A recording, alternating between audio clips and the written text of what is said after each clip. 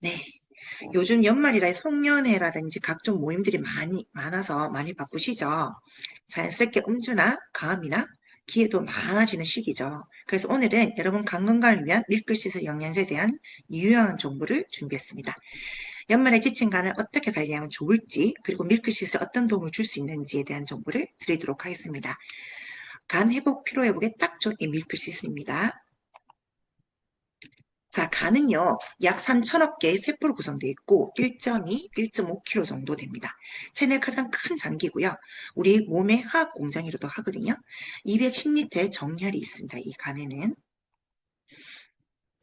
간의 여러 가지 역할을 하는데요. 해독작용, 혈류량 조정 또는 혈액열 13%를 보유하고 있고요.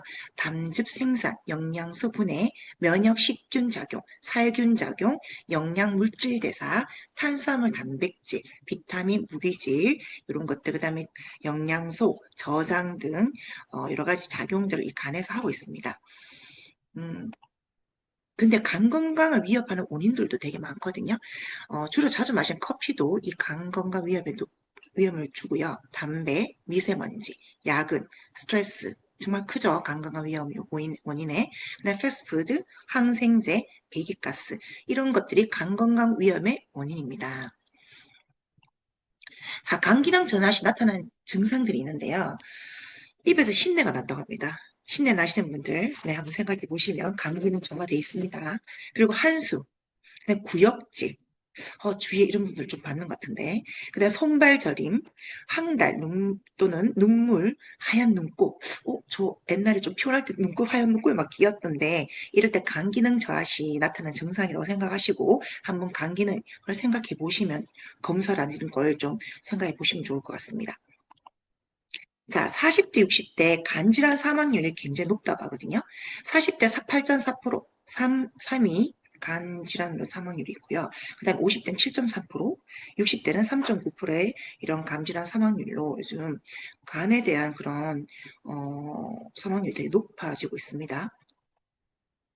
지방간에서 간염, 간경변, 간암으로 이렇게 발달해서 이렇게 네, 사망률이 많이 높아져 있는데요. 지방간이 뭐냐면 간세포 내에 지방이 쌓인 상태를 지방간이라고 합니다. 간에서 지방의 비율이 5% 이상일 때 지방간을 진단한다고 하거든요. 그리고 또 이렇게 한국인 지방간 유병률 변화를 보시면 비알코올성 지방간과 알코올성 지방간으로 나눠지는데요. 18.6%가 비알코올성 지방간이라고 해요. 21.5%나 요새 지금 점점점 이렇게 올라가고 있죠, 그죠? 알코올성 지방간 같은 경우는 네, 7.0%. 오히려 알코올성보다 비알코올성 지방 그 간이 유병률이 더 많이 높습니다. 알코올성 지방간 같은 경우는 술이 원인이겠죠. 꾸준히 술을 마시게 되면 간세포 염증과 괴사가 동반되는 알코올성 간염이 발생된다고 합니다. 만성 만성화될 경우는 간경변으로 진행이 될 수 있고요. 그래서 술을 한 번에 많이 마시는 것보다 자주 마시는 게 더 안 좋다고 합니다. 그래서 자주 마시는 것이 간에 술독에 빠져 있는 것과 같다고 보시면 되고요. 퇴근 후 시원한 맥주 한 잔 또 한 캔 하루를 이제 마무리하는데 음주가 잦은 현대인들에게는 특히 알코올성 지방간 등 간 질환을 주의하셔야 합니다. 그리고 지방간은 가도 음주에 인해서 걸린다는 생각하는 경우가 많지만 오히려 전혀 술을 마시지 않아도 발생하는 비알코올성 지방 간자가 더 많다고 합니다. 그렇지, 비알코올성 지방간은 당뇨병 또는 비만, 고지혈증 등을 원인으로 발생할 수 있고요. 이 세 가지는 생활 습관병이라고 하는데요. 현대인들은 조금만 아파도 약에 의존하는 경우가 많죠. 그래서 이렇게 일상생활에서 간에 가장 무리를 주는 약부터 가공식품, 설탕, 식용유, 탄수화물 등 영양이 가다해서 생기는 비알코올 지방간이 훨씬 많다고 합니다. 그런데 너무나 많은 사람들이 본인이 지방간인지도 알지도 못하고 모른 채 살아가고 있다고 합니다. 그래서 간 건강 검진을 통해 정기적으로 확인하는 게 모른 채 방치하는 경우를 막을 수 있기 때문에 수시로 건강 체크를 좀 하시면 도움이 될 것 같습니다. 이렇게 간에 대한 여러 가지 간염이 있는데요. A, B, C형 간염이 있습니다. A형 간염 같은 경우는 급성으로 오는데요. 간염 바이러스의 한 종류로 A형 간염 바이러스에 감염되어 발생되는 급성 간염입니다. 보통 오염된 물과 음식물을 통해 오는 경우이고요. 구토나 복통, 전신이 쇠약해지거나 또는 항달 등의 증상이 나타나기도 합니다. 이런 경우는 자연적으로 잘 되어 완치가 가능합니다. B형 간염 같은 경우는 만성인 경우가 많은데요. 전염 경로가 감염된 혈액에 노출될 경우나 성조촉 했을 때 아니면 모자가 수직 간염이라고 해서 엄마가 B형 간염일 경우 자녀도 B형 간염일 경우가 많습니다.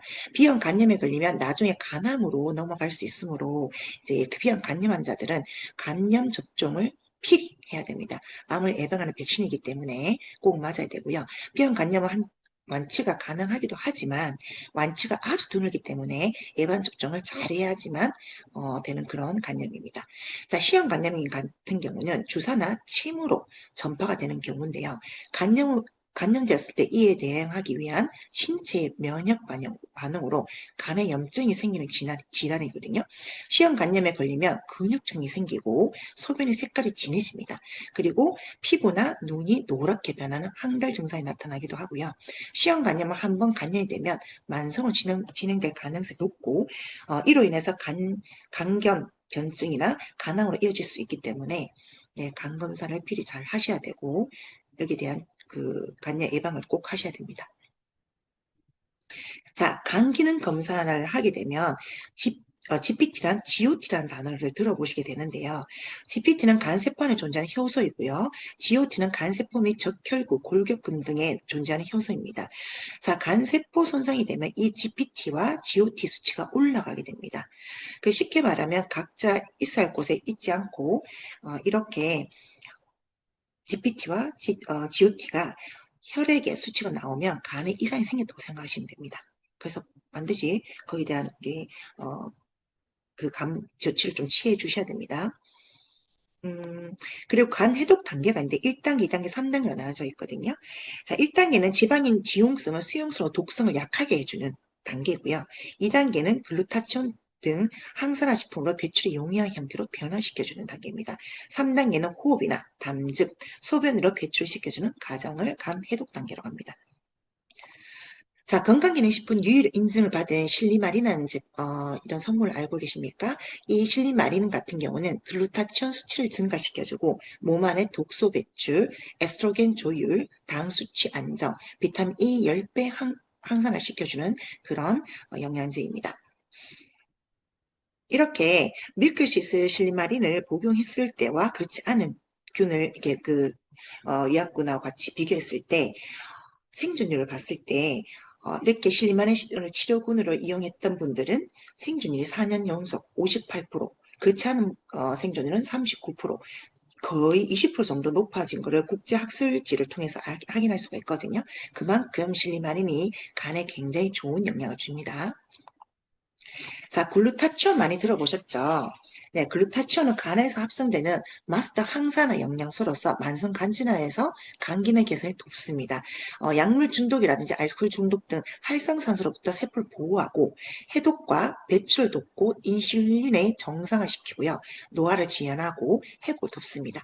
그리고 암에서는 혀에 붙이는 점막을 통해 빠른 흡수를 돕는 글루타치온 단으로 나온 제품이 있죠. 저도 오늘 방송에서 하나 이렇게 먹었는데요. 굉장히 심플해요. 떼서 우리 입 천장에 붙여서 서서히 녹여서 먹는 거거든요.